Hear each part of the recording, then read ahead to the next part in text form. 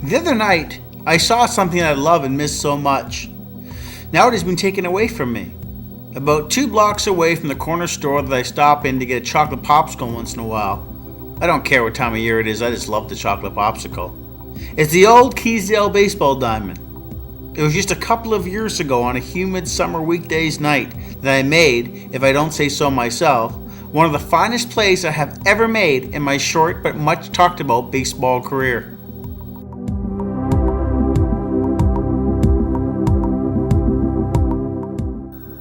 After snapping up a grounder that was blasted down the third base line, I rocketed a throw to the first baseman's glove, recording an out. I was so proud of myself. Our second baseman at the time, his name was Adam, was a guy that I just didn't like.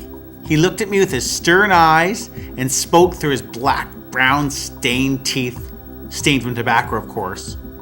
And he said to me in a soft tone, "Great play, man." It was nice getting a compliment from Adam. We lost the game 7-2 that night, but it's times like those I can only recall now to enjoy them. It was frightful today to watch the image of the baseball diamond disappear as I walked back home with a chocolate popsicle dripping from my mouth. My doctors and therapists just feel that it's too risky to my health to play real baseball again. So I will never hit .306 in a season again. I will never snag that ball again. I will now only get to talk about the memories I had playing a game I loved.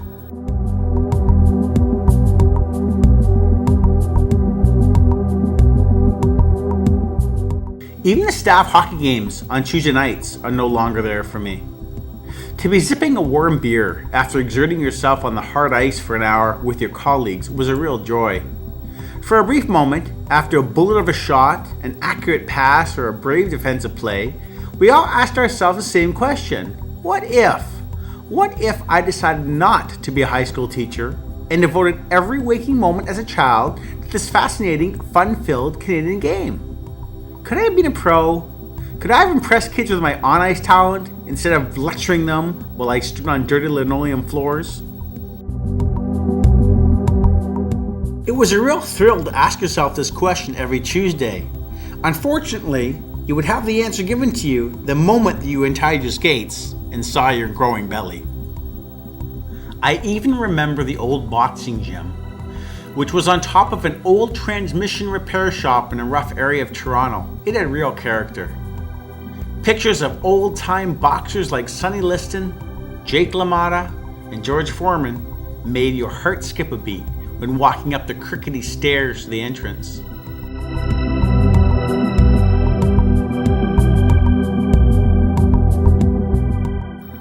The manager of the boxing club, a real tough guy named Paul, told me I had a lot of work to do in conditioning and footwork. But he loved the boxing nickname I gave myself, the Jabbing Jew.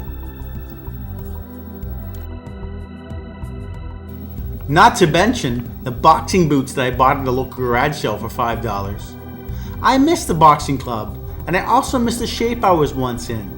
The only opponent that I'm trying to beat today is fatigue.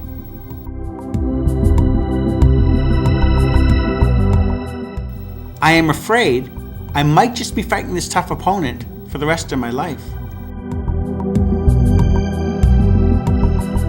There are still lots of other activities I can enjoy. They might not be ones I'm absorbed in at the present moment or ones I loved as a kid, but these new activities will make me a well-rounded person.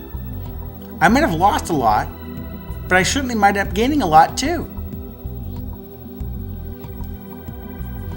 Join me next week for diary entry number 7, when Brenda and Cassandra come into my life.